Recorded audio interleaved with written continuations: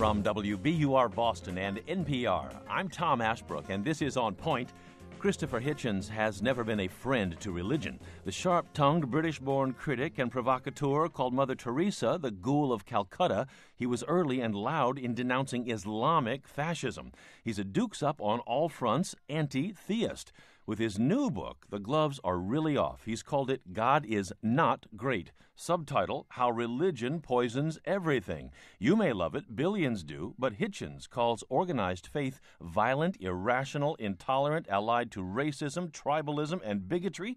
And that's just for starters. Up next on Point, Christopher Hitchens versus God. We'll be joined in a few minutes by an Indiana evangelical megachurch leader and a Wake Forest Baptist theologian. But first, joining me from Washington is author, journalist, critic, and all-around provocative thinker Christopher Hitchens, British-born, a U.S. citizen as of last month, a contributing editor at Vanity Fair, and through his writing all over. His new book is God Is Not Great, How Religion Poisons Everything. Christopher Hitchens, welcome. Nice of you to have me. You took on Al Sharpton in New York Monday night. Did he change your mind? Not exactly. He didn't try either. I mean, he's a man... The Reverend Al Sharpton? I wouldn't say that. Though I think Reverend is a title to live down rather than to live up to. I still would rather call him Mr. If anyone exemplifies what one sometimes suspects about this business, that's all it is, for some people, that it's a trade, he does. And he's a sort of Chaucerian fraud and mountebank. He must wake up every morning just pinching himself. Can't believe his luck.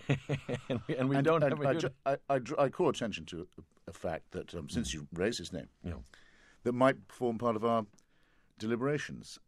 Everybody knows that Sharpton is a racist and a thug and a demagogue and a bully and all of the rest of it. But because he's called Reverend, he's allowed to get away with an extraordinary number of things. In this society, if you can get yourself called a man of faith, in other words, a person who believes things without evidence, you are given an axiomatic privilege. Did you say all that Monday night? He's a thug, he's a racist? Did you, or are you getting away with it now that the debate's over?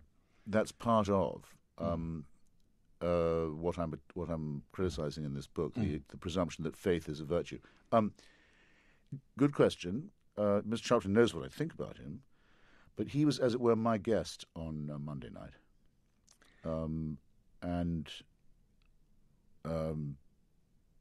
And so not. We had an agreement to be icily polite with each other. In other words, we debated the issues rather than each other's shortcomings. And you, a brand new U.S. citizen at 58 years of age. I want to get to the substance of the book, but what about your choice to do that? I mean, this is one of the most famously religious countries on earth. You are, for a long time, been famously anti-religion, and now putting it just as bluntly as possible. Did it give you any second thoughts about becoming a citizen in this very God-fearing country?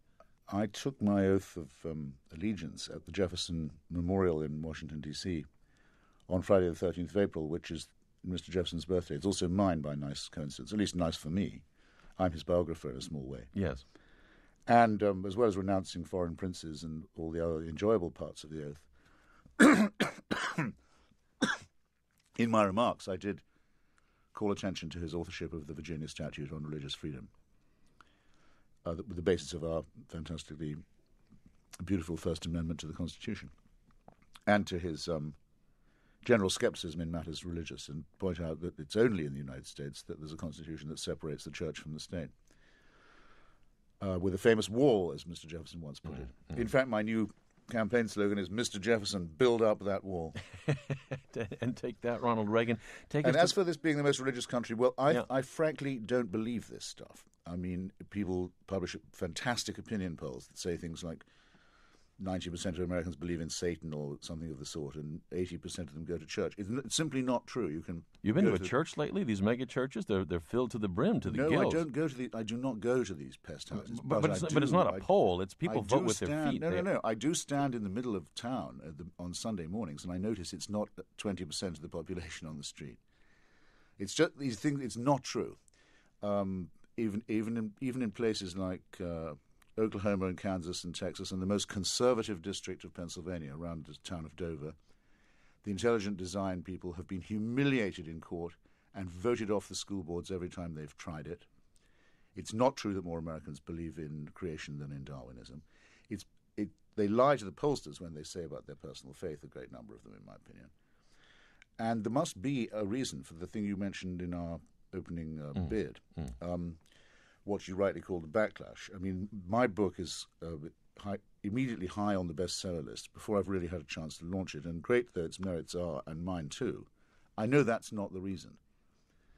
It's part of a movement that was identified with other authors more eminent than myself, Professors Dawkins and Dennett, for example. We've heard from them. It's part of a change in the zeitgeist. I think there are a lot of people, a very great number of people, they come to my meetings every night, who are fed up with religious bullying and coercion and clerical lecturing and with the damage being done to civilization by faith. And they want to find a way of pushing back at it. We're going to hear pushback on exactly that front. You wield the saber like few others here, just as blunt and provocative as you can be. God is not great.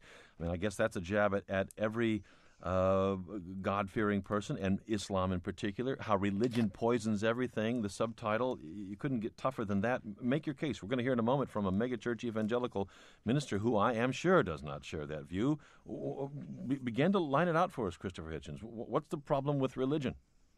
Well, there are two problems. The first is the belief itself, if you like, that the universe and we are created with a purpose in mind. Apparently, we're to assume a benign one. Religion comes from the terrified infancy of our species when, since we still had to search for explanations, our brains have no choice but to do that. We are so made. We had to search for explanations in the absence of knowledge. We didn't know that the sun went round the earth. We weren't going to find that out as far as the church was concerned either. We didn't know that there was a germ theory of disease to explain plagues and maladies. We had no concept at all of the cosmos.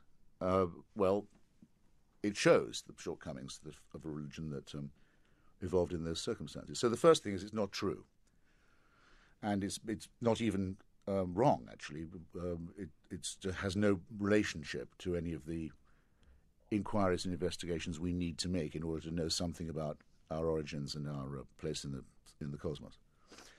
The second thing is that those who believe this, or believe the supernatural explanation of it, further believe they know the mind of God. They are in private communication. They know, for example, some of them claim to know that he doesn't like ham. They know him that well. Don't eat pork. They know him well enough to be able to issue commandments in his name saying that one may not, for example, masturbate or go to bed with a person of the same sex or of the opposite sex unless under very strictly regulated conditions. How they know this, I don't know. They've never been able to furnish the relevant information, but it does mean that religion is innately coercive as well as innately incoherent. Because it's man-made, there is an infinite variety of it, furthermore. And these sects proceed to quarrel among themselves, religious warfare having been one of the great retardants of civilization all of the time we've been alive, and very much to this day. There is finally a better tradition, it seems to me, that goes back as far as we know to Epicurus and Democritus and Lucretius and the people who first worked out that the universe was made of atoms and that there was no personal God who intervened or took any interest in our doings. And though some people find that a depressing conclusion, it's actually led to some rather wonderful work and some rather beautiful discoveries, from Galileo, who was a student of Democritus, through Spinoza, a near-perfect philosophical mind, through Mr. Jefferson, the great humanist polymath. You're looking at reason, enlightenment. Albert Einstein, yes. The beauties of science, the beauties of reason, the wonderful discoveries that one can see through the Hubble telescope, far more magnificent than any burning bush.